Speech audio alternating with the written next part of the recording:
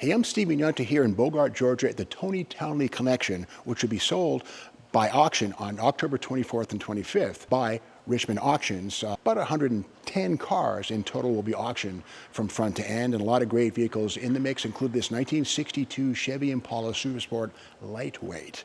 Now, we all know that the Beach Boys immortalized the 409 engine with that pop song 409, She's Real Fine, my 409, my dual quad, 4-speed, positive traction 409. Well, they were great cars, sadly a little bit heavy for the task of drag racing against Ford, Pontiac, and Mopar cars. So what GM did, Chevrolet did, was add lightness in the form of aluminum body panels. The fenders, the hood, and other items on the car were lightened up by 50% through the use of aluminum instead of standard stamped steel. Now, the engine on these cars are also kind of interesting. Let's pop the hood and have a peek and see what makes this one unique. And here it is, the mighty 409, again in standard trim, 425 horsepower, but this one's been embellished with Z11 top end parts in the form of high intake port cylinder heads, a two-piece intake manifold with ports to match those upgraded cylinder heads. And again, these are parts that were legal in BFX. Now, FX is, of course, the NHRA's class for factory experimental cars, not stuff that you could buy at the corner Chevy dealer, but again, FX made them legal. BFX aluminum and also the Z11 upgrades on this motor made it legal for BFX drag racing. And of course, other things that made this car light was the deletion of the heater. We can see on the firewall right there, marker says no heater to let the guys at the Flint, Michigan assembly plant know, hey, no heater, because the heater and the related parts are about 45 pounds of dead weight that you don't need on the drag strip. Even the underside of the hood is also aluminum, very nicely stamped.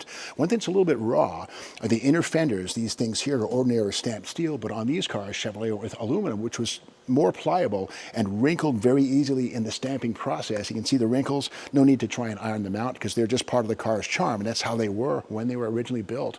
And again, this motor here in standard 409 Beach Boy trim, 425 horsepower with the Z11 upgrades and a hotter cam, probably more like 430 or 500 horsepower in reality, and really a potent power plant right here, probably a 12/32 quarter mile against the 421 Pontiacs, Max Wedge Mopars, and 427 Galaxies. This thing would have battled against on the drag strips across America. Now, to back up this 409, let's have a look inside and see which transmission we discover. Inside here's the Borg-Warner aluminum case T10 4-speed, the only transmission you would want for Superstock or BFX drag racing. No automatics in that type of drag racing at this point in time. Also, the less is more theme is present throughout. There's no heater, as we saw under the hood. Of course, no radio. And just a great example of preservation. Even the carpeting lacks the jute backing, the padding, so it's basically just carpeting that has no padding behind it.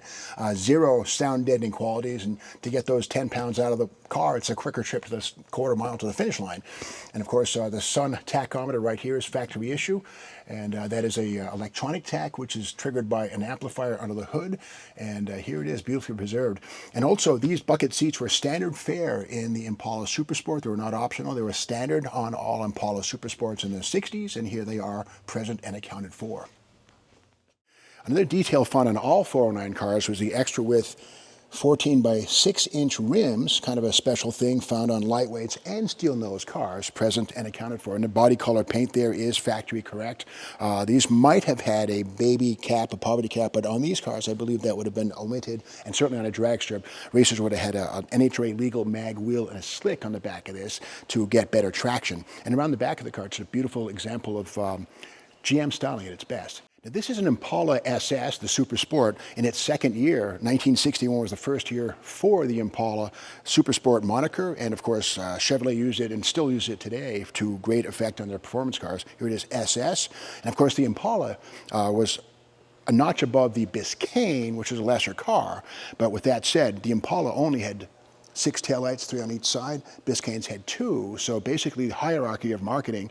You might wonder, why did Chevrolet not use the lighter Biscayne? Well, I'm sure the marketing people say, hey, we sell more Impalas than we do Biscaynes. We want to promote the Impala. Thus, let's make the drag cars, the lightweights, and most of the sexy SS cars on the Impala platform versus the Biscayne, which is not as sexy or appealing to the general enthusiast.